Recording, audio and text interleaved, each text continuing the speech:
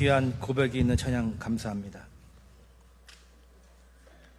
제가 성악을 전공하고 지휘를 전공해가지고 아는 게 병이라고 자꾸 판단하려고 그러는데 오늘 이렇게 찬양대의 호흡이 다른 날보다 더 이렇게 깊은 곳에서부터 찬양 소리가 나니까 안정감과 더불어서 주는 그 감동이 훨씬 더 크게 다가오는 것 같아요. 너무 감사하고요. 또 시작할 때 바이올린 이 선율이 벌써 우리의 마음을 이렇게 다친 마음을 이렇게 열고 들어오는 것처럼 너무너무 아름답게 연주가 돼서 감사하고 여러분들 한 분 한 분이 아마 여러분이 살아가는 그 현장에서 그 세상에 닫힌 문을 열어가는 그 바이올린 선율과 같은 하나님의 사람들로 쓰임받는 소중한 복음의 악기가 되어야 될 줄로 믿습니다. 주님의 은총에 사랑하는 성도 여러분과 함께 하시길 빕니다. 서로 반갑게 인사하시죠. 우리 지난주에 광고 한번 했었는데 우리 한번 실천해 볼까요? 자리에서 한번 일어나 보시겠어요? 10분씩 악수하겠습니다. 10분씩. 예. 모르시는 분들한테 더 적극적으로 가서 악수하시고 인사하시고, 동성 간에는 허그도 하시고요. 이성 간엔 절대 하지 마세요. 예. 예, 그렇게 반갑게 인사하고 환영해 주세요. 격려해 주시고 사랑으로 안아 주십시오. 네. 너무 좋네요. 예.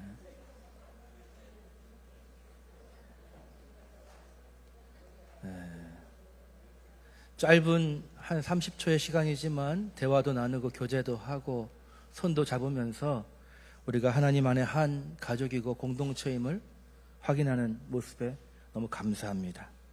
하나님도 아마 기쁘게 우리의 화목함을 보셨을 줄 믿습니다. 오늘 말씀의 제목은 용서를 위한 기도라는 제목으로 은혜를 나누고자 합니다.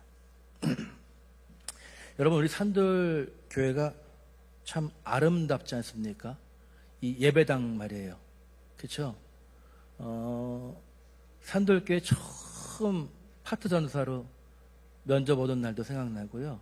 그날은 이렇게 예쁜지는 몰랐어요. 깜깜해가지고 십자가만 보였는데 만나는 많은 사람들이 산돌교회 예배당이 너무 아름답다고 칭찬들을 해요. 아마 여러분들도 처음 이 교회에 물론 짓기 전부터 계신 분들도 계시지만 지었을 때 그 감격이 얼마나 컸을까. 그리고 지어진 이후에 오신 분들은 이 아름다운 교회에서 신앙생활을 할 때에 예배당이 내 건 아니지만 내가 하나님께 더 아름다운 마음으로 나아갈 수 있지 않을까, 이런 기대감들도 있었으리라 생각합니다. 이 아름다운 성전에서 하나님께 예배하고 찬양하고 기도할 수 있다는 것, 우리가 마음껏 누릴 수 있다는 것이 우리에게 얼마나 큰 기쁨이고 또 감사함인가 하는 것이죠.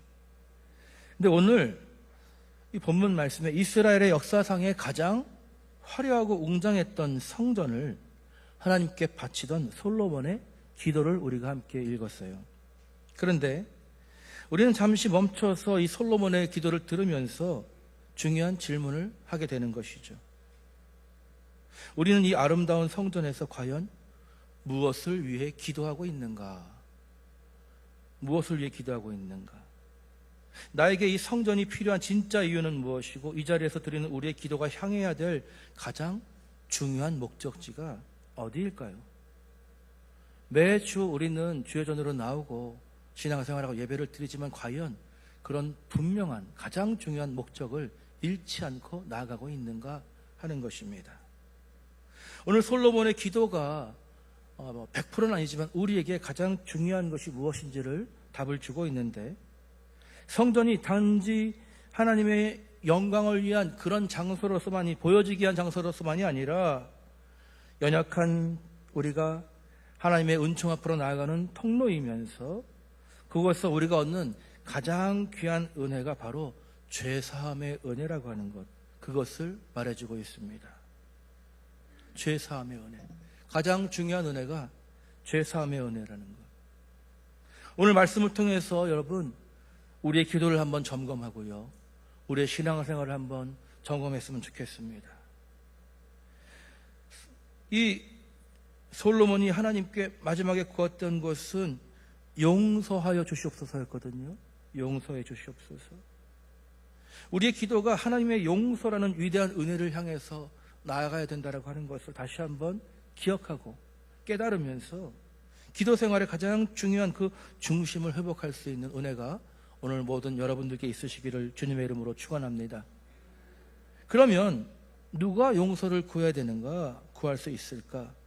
우리의 참된 기도라고 하는 것은요, 무엇을 구할까 이전에 누가 그 은혜를 구해야 되는가를 아는 데부터 시작되는 것이죠.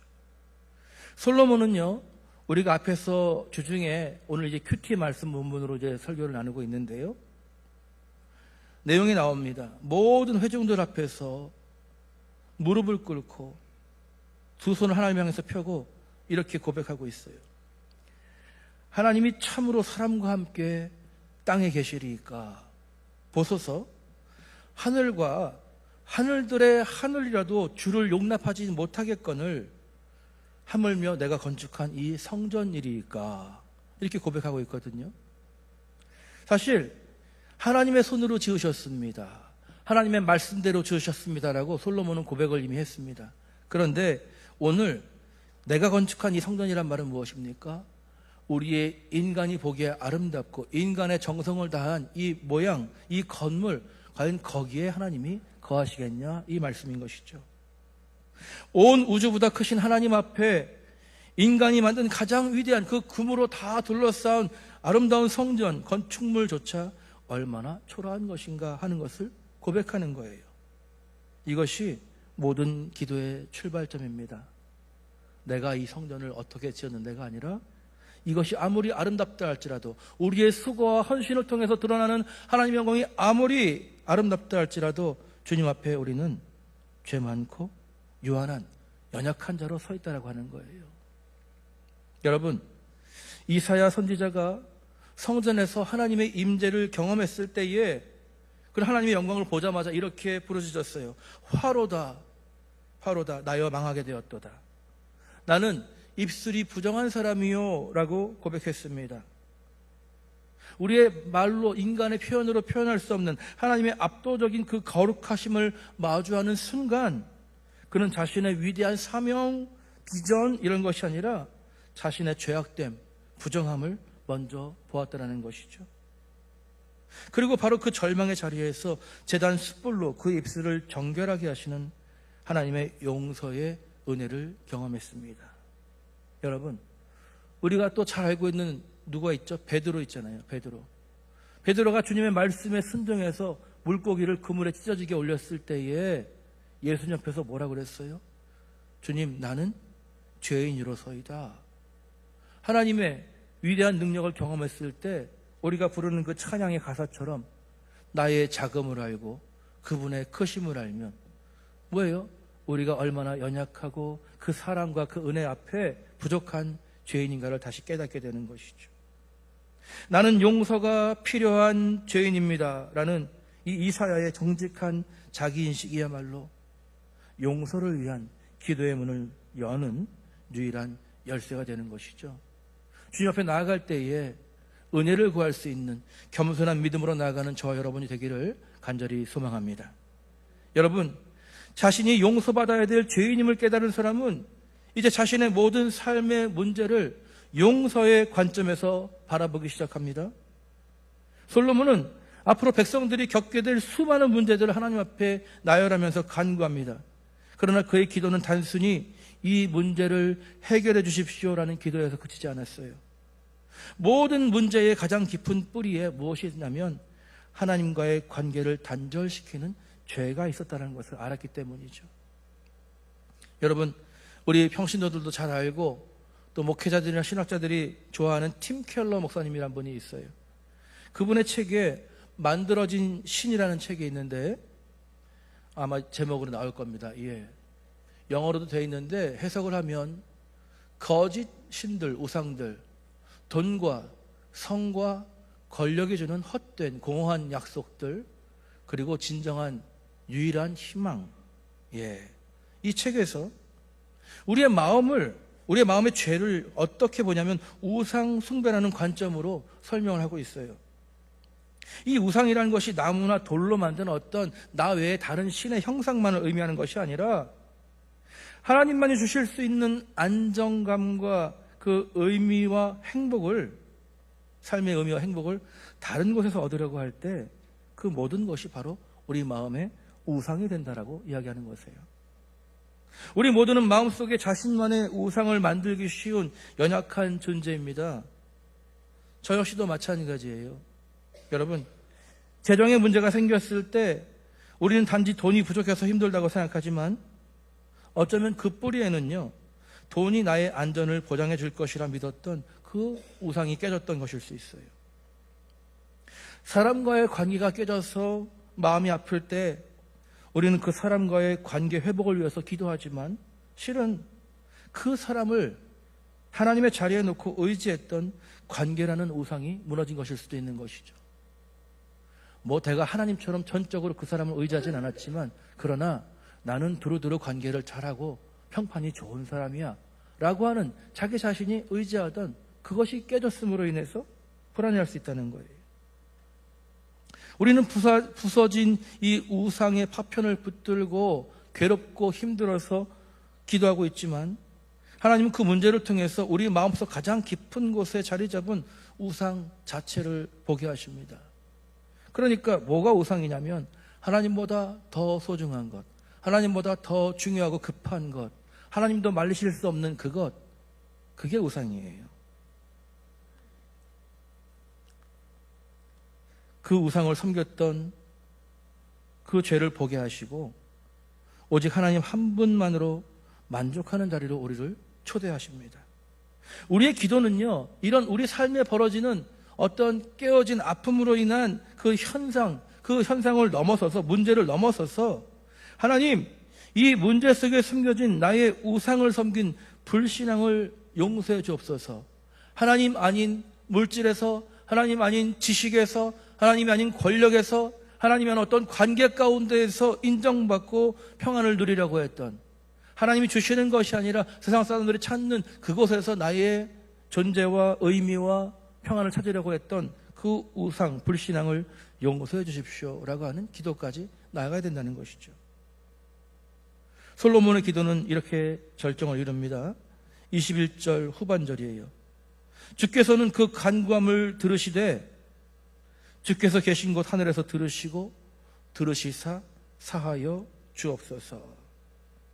우리가 좀 더 앞에서부터 보면은요, 주의 종과 주의 백성 이스라엘이 이곳을 향하여 기도할 때에 우리가 아름답다고 생각하는 이 성전, 그러나 우리에게 용서의 은총을 주시는 주님을 향해서 기도할 때 그 간구함을 들으시고 용서해 주옵소서 라고 하는 것, 그 뒤로도 몇 절 나오지만 이 용서를 구하는 것이 하나님께 기도한 가장 중요한 핵심이라고 하는 것입니다.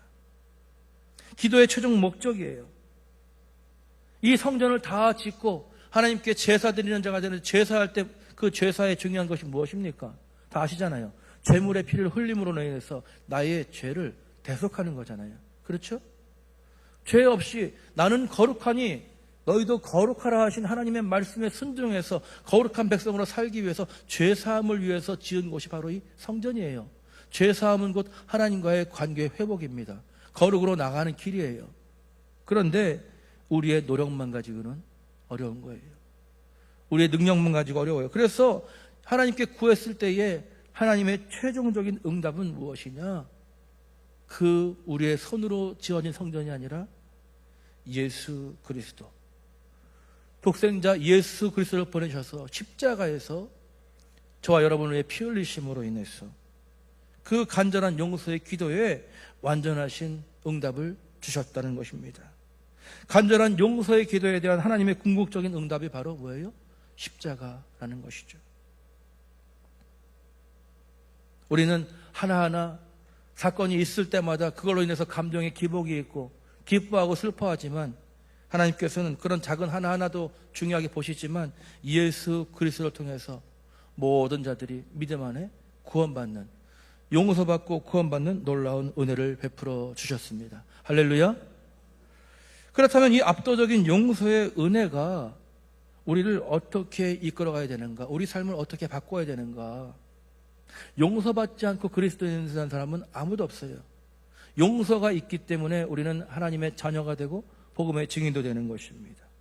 용서로부터, 그러니까 우리가 먼저 하나님을 찾아간 것이 아니라 하나님께서 먼저 우리를 찾아오셔서 죄인인 것도 깨닫지 못한 상황 가운데 용서의 복음, 예수 그리스도의 십자가를 알게 하심으로 말미암아 우리가 하나님 자녀가 되게 하셨어요. 여러분, 우리 한국교회 역사 속에 이 용서에 대해서 정말 역사적으로 뭐라고 그래요? 기념비적인 용서를 실행하신 분이 있습니다. 바로 손양원 목사님이라는 분이죠. 사랑의 원자탄, 이렇게 얘기를 하죠. 우리나라가 공산주의와 한참 싸우던 1948년 여순 사건 당시에 그의 두 아들 동인이와 동신이가 있는데 공산당 청년이었던 안재선이라는 이 사람이 그 손양원 목사님의 두 아들을 무참히 살해를 했습니다. 인민재판 이런 거죠. 정말 잘하고 못해서가 아니라 이념에 빠지면 그냥 상대방은 무조건, 그리고 자신의 그 감정도 실리게 마련 아닙니까? 여러분, 아들을 죽인 원수를 사랑할 수 있습니까? 어렵죠? 어려워요. 저는 아들이 아니라 제 자존심이 조금 상해도 잘 못 참아요. 부르르르 하거든요. 내 평판이, 내 어떤 이런 것이 다 손에 날 때에 쉽지 않아요. 근데 손양원 목사님은 모두가 그 안재선이라는 공산당 청년의 사형을 원할 때 오히려 그의 구명을 탄원했고 마침내 그를 자신의 양 아들로 삼았다라는 것이잖아요. 마치 십자가에 죽으신 예수 그리스도를 못 박은 우리들을 하나님께서 자녀 삼으신 것과 마찬가지의 사랑을 이 손양원 목사님이 실행했던 것이죠. 어떻게 이런 일이 가능할 수 있어요? 어떻게? 그가 결단했던 이유는 단 하나입니다. 내가 죄인임을 알았던 거예요. 하나님 앞에 내가 그 누구보다 큰 죄인임을 알았고, 그런데 내가 예수 그리스도의 은혜로 용서받은 죄인, 용납된 죄인이라고 하는 것을 깨달았던 것이죠. 내 인생의 마지막 결론은 사실 뭐예요? 영원한 고난과 고통 가운데 있을 지옥을 향해 달려가던 인생이었는데 하나님께서 예수 그리스도를 통해서 내 죄를 용서하시고 나를 살리심으로 인해 내가 그 영원한 지옥에서 벗어나 하나님의 자녀가 되었기 때문에, 내가 용서받지 못했다면 내게 주어진 그 은혜는 없는 것이기 때문에 그 용서를 받아서 내가 영원한 생명을 꿈꾸며 살아가는데, 이 땅에서 잠시 이루어질 그 일로 인해서 그 용서를 잃어버리거나 외면하지 않았던 거예요. 그 용서를 기억했기 때문에 내가 이 청년의 죄 하나, 내 아들을 죽인 것은 물론 너무나 슬프고 힘든 일이지만, 그러나 이 청년의 죄를 용서하지 못한다면 내가 어찌 하나님께 용서받은 하나님의 자녀라고 할 수 있겠는가라고 하는 신앙 고백을 실천했던 것입니다. 쉬운 얘기는 아니에요. 그러나 살아있는 믿음으로 응답했을 때 우리에게 귀감이 되는 것이죠. 이 손양원 목사님의 이야기는 용서받은 자의 삶이 어때야 하는가 극명하게 보여줍니다. 첫째는 이 용서는 우리에게 하나님을 향해서 살아갈 새로운 자격과 능력을 주는 거예요. 예수 그리스도 안에서 우리가 용서받은 자로서 내가 받은 용서가 얼마나 큰지를 깨달을 때 우리의 죄책감을 넘어서 하나님의 부르심 앞에 이 성전으로 거룩한 삶을 향해 첫걸음을 내디딜 수 있는 것이죠. 또 하나, 이 용서는 우리에게 하나님 앞에 나아갈 담력만 주는 것이 아니라 세상을 향해 나아갈 새로운 마음과 힘을 줍니다. 뭐예요? 분노하는 자가 아니라 화목하게 하는 자로 살아갈 수 있도록 우리를 변화시켜 주십니다. 할렐루야. 여러분, 왜 화가 나요? 예? 왜 화가 납니까? 용서하지 못하니까 화가 나는 거예요. 왜 분노합니까? 이해하기 싫으니까, 용납되지 않으니까 분노하는 거예요, 내 마음에. 저도 화가 참 많은 사람이에요. 그런데 이해하려고 그러면, 사랑하려고 그러면 화 안 나요. 똑같은 일인데 내 자식이 하면 이쁘고 다른 자식이 하면 왜 저래? 이렇게 얘기하는 게 보통 뭐 내로남불이라고 사람들의 저게 아니면 왜 그렇죠? 그 차이가 뭐죠? 내 자식한테는 무한한 사랑이 있잖아요. 그러니까 얘는 실수라고 그러지 고의라고 하잖아요. 근데 다른 사람이 그럼 뭐라 그래요? 왜 저렇게 살아? 집에서 뭐 가르친 거야? 뭐 이렇게 얘기한단 말이에요. 우리 안에 사랑이 있다면 하나님의 사랑이 우리 안에 있고 그 사랑으로 내가 용서받은 자라는 것을 기억하면 우리는 우리 삶에 일어나는 많은 일들을 용서할 수 있어요. 왜냐하면 내가 받은 용서가 내게 하는 어떤 다른 사람들의 그 어떤 것들보다 더 큰 용서, 그것을 내가 받았기 때문에. 우리가 받은 용서는 이 세상의 돈으로 해결할 수 없는 것입니다. 가치를 계산할 수 없는 것입니다.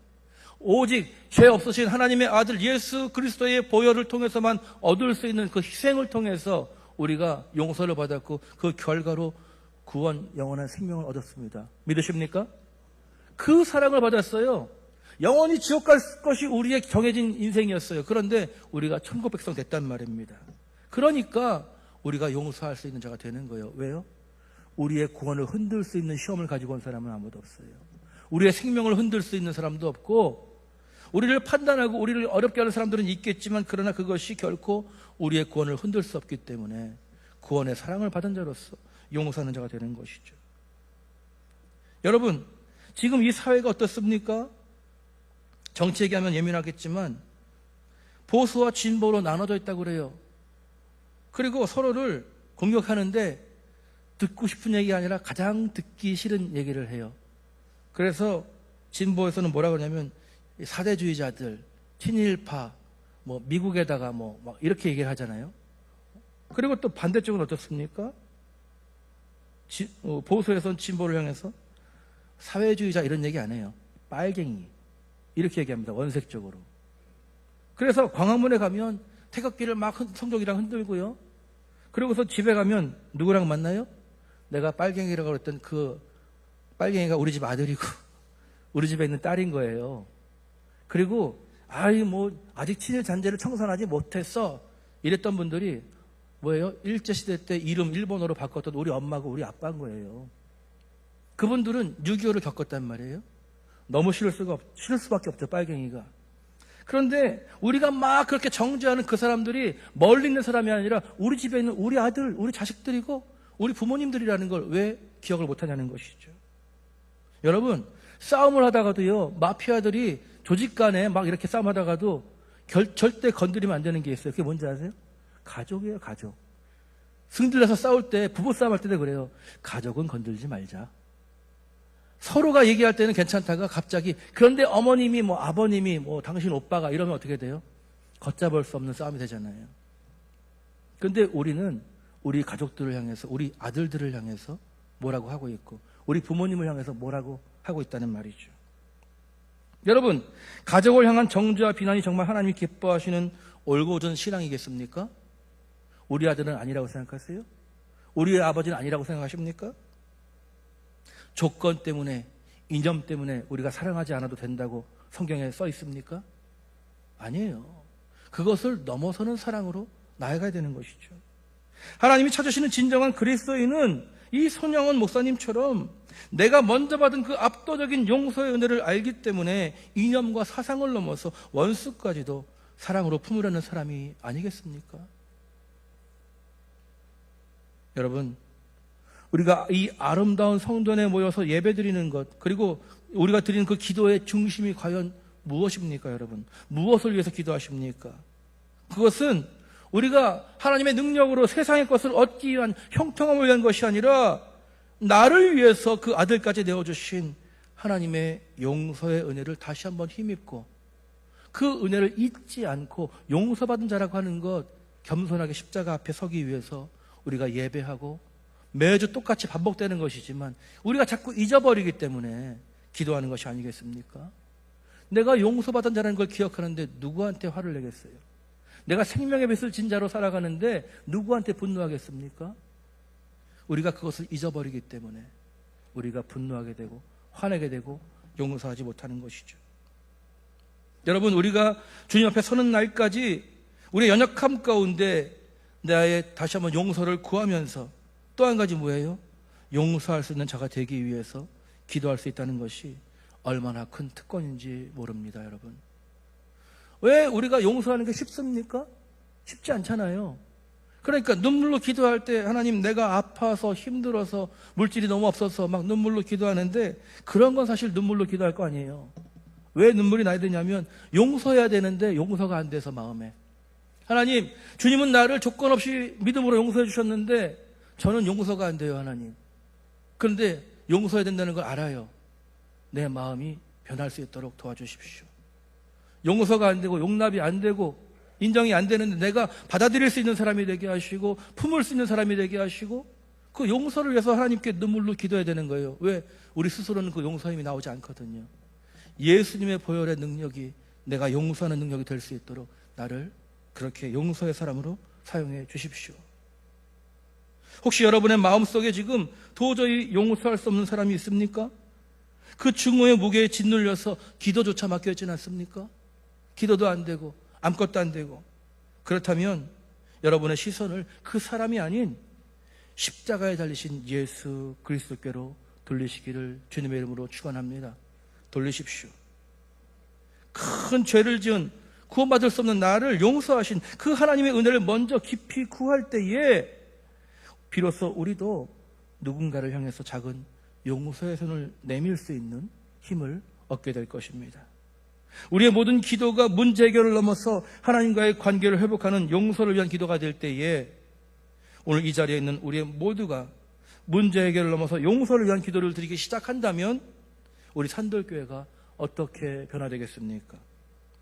우리에겐 더 이상 서로의 약점을 판단하고 정죄하는 것이 아니라 우리 모두가 하나님 앞에 용서가 필요한 죄인임을 겸손히 고백하면서 서로를 품어주는 따뜻한 공동체가 될 것입니다.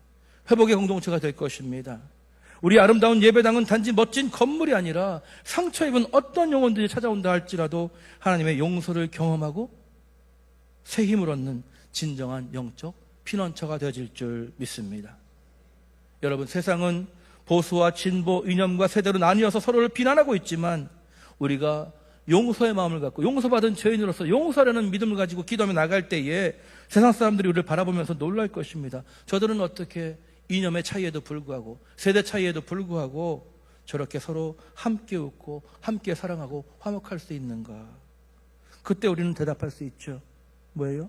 우리가 위대해서가 아니라 우리를 용서하신 하나님의 은혜가 위대하기 때문입니다. 내가 노력했기 때문이 아니라 먼저 찾아오신 주님의 은혜를 잊지 않고 기억했기 때문입니다. 이것이 바로 낙심한 자들에게 소망을 주고 세상을 향한 가장 강력한 살아있는 복음의 증거가 되어서 우리 산돌교회의 소망과 능력이 될 줄 믿습니다. 여러분, 오늘 이 솔로몬의 기도의 마지막에 무엇을 구했습니까? 용서해 주시옵소서. 우리는 하나님 앞에서 구원받은 확신을 가지고 살아가지만 어쩔 수 없이 또다시 무너지고 넘어지고 원치 않는 죄에 휩싸일 때가 많습니다. 그러나 포기하지 마십시오. 용서의 기도를 포기하지 마시고 그 용서와 회복의 은총을 날마다 구하며 십자가 앞에 든든히 서는 저 여러분이 되기를 간절히 소망합니다. 날마다 용서의 은혜를 힘입어서 하나님을 더 깊이 사랑하고 예수님 말씀처럼 하나님을 사랑하고 이웃을 사랑하라고 하신 그 말씀 가운데 더 넓게 용서할 수 있는 저와 여러분 그리고 우리 산돌교회가 되기를 우리 주 예수 그리스도 이름으로 간절히 축원합니다. 기도하겠습니다.